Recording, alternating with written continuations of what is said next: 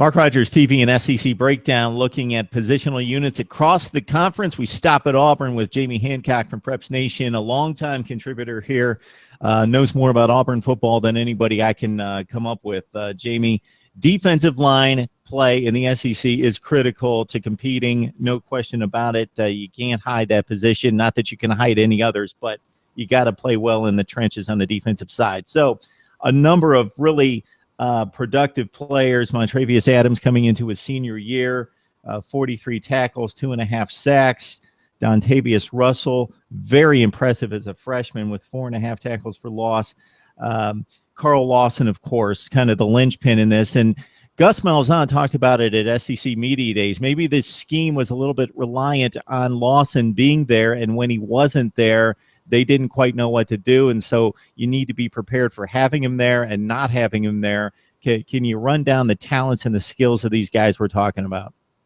Yeah, I mean, it starts with Carl Lawson and ends with Carl Lawson. The statement about not knowing what to do when Lawson wasn't out there is absolutely true. The first half of the Louisville game, they looked really good, and the fact of the matter is it was because Lawson was drawing double teams and sometimes double teams with a back chipping.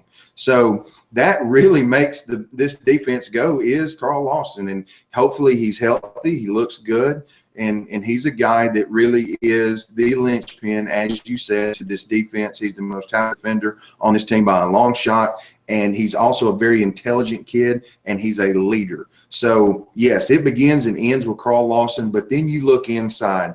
And Dontavius Adams is a guy who is also uber talented. He has never quite fully lived up to what people saw as a freshman. He flashed several times as a true freshman and coming out of very small Dooley County High in Georgia, and you thought, oh, wow, you may have the next Warren Sapp here. And he's just been good ever since. So he's a guy that has dropped some weight and has so-called put the rotel dip down and hopes to play a little bit faster this year. He's a very effective young man. Dontavius Russell came in last year and did a good job out of Carrollton High School in Carrollton, Georgia. And he's one of those guys I think is always going to be a steady performer and do his job on the inside. It's going to come down to what do they get opposite of Carl Lawson and what do they get from DeVaro Lawrence, who also flashed last year. He was a surprise in the sense that he hadn't played much football in his career at all. And towards the end of the year last year, he really flashed numerous times, put on about 20 pounds this offseason. He'll be an interesting player in the mix there at the defensive tackle position as well. And Jamie, for some of us, it's not necessarily the Rotella dip. It's the brownies and ice cream like it was for me last night. Lawrence is going to be a senior this year, so he's coming off a decent campaign as a junior, 31 stops.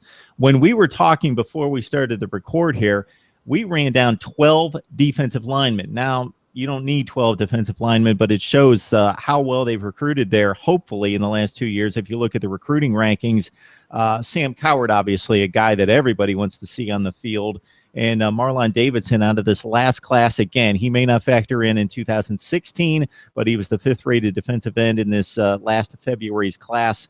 A lot of guys could factor in. You know, you mentioned Cowart. He's a guy that I don't want to say disappointed as a freshman, because if you expect a guy to come into the SEC, especially on the offensive or defensive line, and be a huge factor as a freshman, you've got some long expectations for a guy. And granted, he was the #1 player in the country, but again, asking him to come in and be an immediate contributor to a team that lost their best defensive lineman in the first half of the first game, that's a tough, road to hoe for that young man. He's got a lot of talent. He's a big defensive end, so he's more of a 5 technique type guy. He had a little bit of problem disengaging from offensive linemen at times, and being able to move down the line and pursue was a big deal. So I think that's something that he's going to have to work on, and that Rodney Garner and Byron Cowart have been working on that in the offseason. Marlon Davis is another guy that's got those big expectations, but one thing he did do is, and it doesn't mean much because it's the spring game, he started with the ones at defensive end during the spring game and really held his own, did a good job. And he's a guy that people were talking about probably moving inside the defensive tackle in the future, but he really showed good skill on the outside at 280 plus pounds, was surprising, and is a guy that really could factor into what they're doing. Again, here you go, planning on a true freshman, but he did really well during the spring, probably showed more than Byron so far. But those two guys are, if Auburn's going to be good on the defensive line in the future, those are two names you're going to have to hear. Derek Brown, Antoine Jackson, they were top 5 players at their positions coming out of Georgia in this past February's class. Don't know that they're necessarily going to factor in this year because of Adams and Russell at D tackle. But you talked about in the past, you've talked about Jeff Holland, Paul James, and they'll probably have to contribute as well. Paul James is a JUCO guy, led the country in sacks at Cove Lincoln in Mississippi, and did a good job for them, and hopefully he's going to be able to supply some rush for Auburn. But Jeffrey Holland is a guy, again, came in as a linebacker, highly touted. He's now moved to that defensive end hybrid type spot, similar to what maybe Auburn did with D Ford. He's a bit bigger than D Ford at this time in his progression at Auburn. And so he's a guy that was really disruptive at times rushing the passer. So I think you're going to see him, especially situationally at the defensive end spot on the other side of Lawson, to provide them some rush. The question for Jeff is going to be, can he stand up against the run? He's about 250 pounds, so he's got enough size to do it. It's going to be, now that he is at the defensive end position versus a few yards off the ball, how does he deal in traffic with tackles in the SEC? And that's going to be a big thing for him, and seeing how he progresses there at that end spot. You mentioned Jackson and Brown. Hopefully they won't have to factor in, but you know, two good football players, and Brown was a bit bigger than I thought he was. I think he came in at 6'4", 6'5", and 330 pounds when he got there this summer, and I just didn't realize he was quite that big. He's a massive young man.